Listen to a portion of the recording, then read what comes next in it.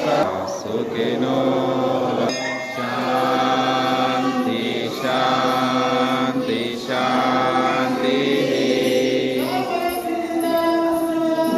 जय जय जय निर्मला गोविंद पवित्रम ज्योतिप्रज्ञायमानं महद्वद नंदन गोविंद गोविंद गोकुल చెప్పినా ఓకే ఓకే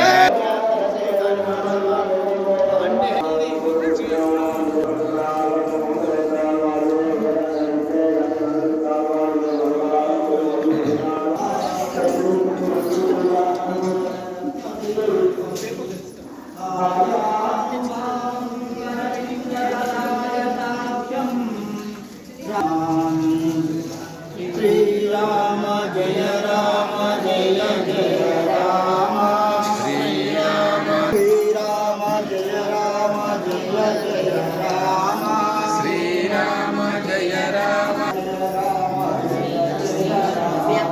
श्रीराम श्रीराम जय राम जय जय राम राम जय राम जय जय राम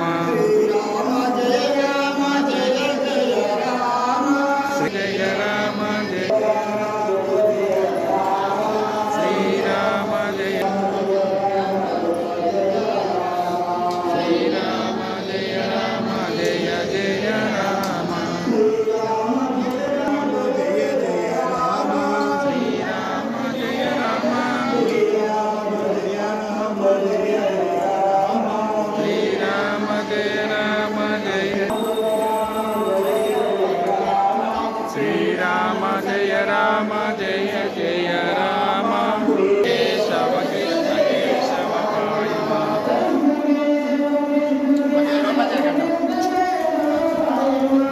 कृष्ण केशव कृष्ण केशव कृष्ण केशव कृष्ण पांडे नायकी वंदे श्री रंगनायकी